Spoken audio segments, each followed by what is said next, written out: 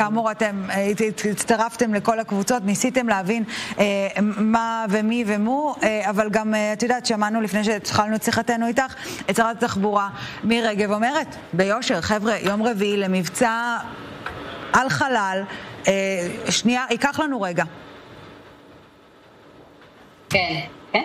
אז הבנו שזה לא יקרה בקרוב, וזו הסיבה שהשמיים לא יפתחו בקרוב, וגם אם כשיפתחו, יש כל כך הרבה אנשים פה שייקח המון זמן עד שנצליח להגיע הביתה.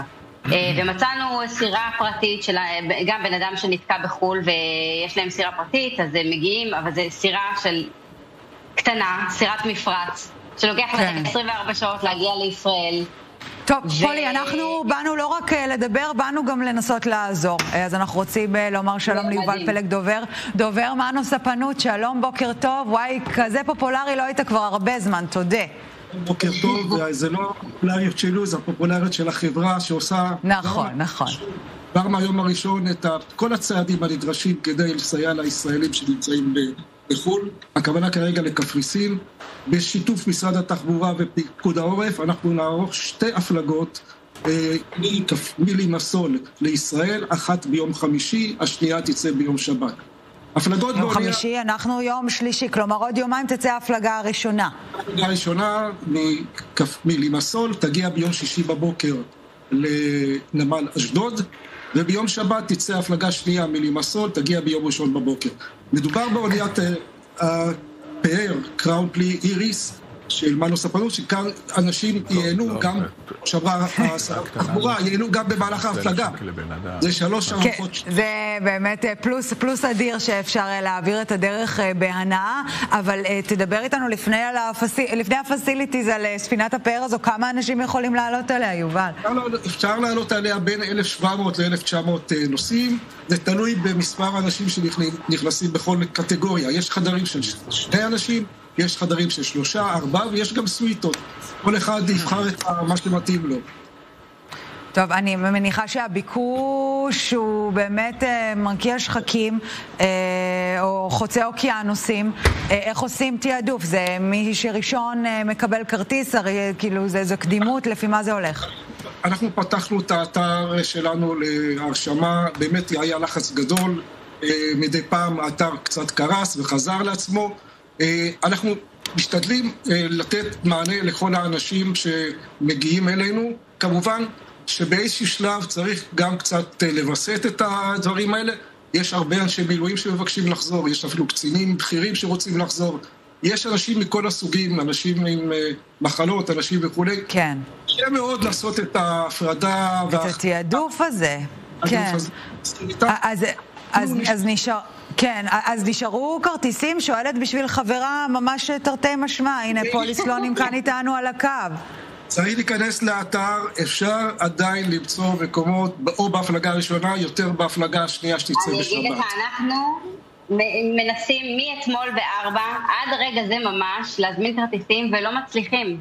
האתר, אני מבינה שיש עומס והוא קרס, אבל אנחנו כל פעם מגיעים, אנחנו עוברים שלבים ועוברים שלבים, מגיעים ממש, הזמנו כבר את הסוויטה הכי יוקרתית שלה, אז אמרנו, זה בטוח יישאר. אי אפשר להיכנס, זה לא נותן לעבור לשלב הבא. איך אתה עוזר לנו לעלות על הספינה הזאת? תראי, אישית אני לא יכול לעזור לאף אחד, באמת, כי הוואטסאפ שלי כבר נפל מרוב בקשות. אבל אני אבדוק את זה שוב, ביד תוך כמה דקות, מה קורה באתר, ואם יש אפשרות לקדם באיזושהי דרך את הדבר הזה, אנחנו נעשה הכל. אנחנו עושים הכל למען האנשים כדי שירגישו בנוח לחזור לישראל. טוב, יובל, קודם כל, פולי, אנחנו בהפקה כאן נעקוב אחרייך ואחרי המסע חזרה ארצה. יובל, באמת, אני מתארת לעצמי שהעומס והגודש עולה על גדותיו, אבל רק שאלה אחרונה ברשותך, איך התקשורת עם משרד התחבורה? כלומר, עד כמה זה אירוע שהוא מאורגן על ידכם באופן עצמאי, ועד כמה זה מתוכלל ומשוכלל עם המערכות כולן? זה משוכלל עם כל המערכות, מערכות הביטחון, פיקוד העורף, משרד התחבורה. אי אפשר לצאת להפלגה ללא אישור של מינהל הספנות, וזה כולל הפלגה גם בשגרה, לא רק בחירום. כל ההפלגות אמורות לקבל אישור, קיבלנו אישור, קיבלנו 2 אישורים כרגע לשתי הפלגות. נראה מה יהיה בהמשך. כרגע אנחנו מתמקדים בשתי ההפלגות האלה, לעשות את המרב כדי שאנשים יוכלו להירשם, להגיע, לעלות בבטחה. אנחנו הבאנו הרבה אנשי ביטחון גם ללימסול.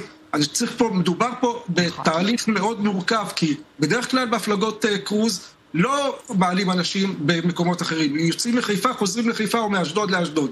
כן. הפעם, יש צורך בהפעלת ביקורת גבולות ואנשי דרכונים בלימסול, כולל אנשים מקומיים. זה עלויות מאוד גבוהות, שאנחנו לוקחים את זה על עצמנו כדי שהמבצע הזה יצליח. המטרה שלנו... כחול לבן. כחול לבן לכל מי שיכול להגיע. טוב, יובל פלג, דובר אמנה ספן. מתי ההפלגה השנייה תהיה באתר? וכרגע יש רק את ההפלגה הראשונה באתר. אז היא תעלה, אם היא עלתה גם, יכול להיות שהיא ירדה כרגע בגלל שרוצים לסיים את ההפלגה הראשונה. היא תעלה שוב ההפלגה השנייה, אפשר יהיה למצוא מקומות, אנחנו נעשה הכל, היא תצא בשבת בשעות הצהריים בערך מלימסול, והיא תגיע ביום ראשון בבוקר מוקדם לאשדוד. טוב, פולי סלונים, אני מקווה ששיחתנו הבאה תהיה כשאת אוחזת באיזו מרגריטה על הסיפון של...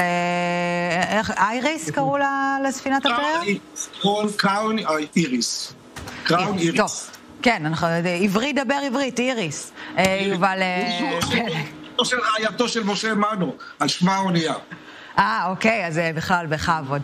יובל פלג, תודה רבה שהיית איתנו. פולי סלונים, עוקבים אחרייך, הם מחכים בבית. תודה ששוחחתם איתנו. בשורות טובות. חברים, אני באמת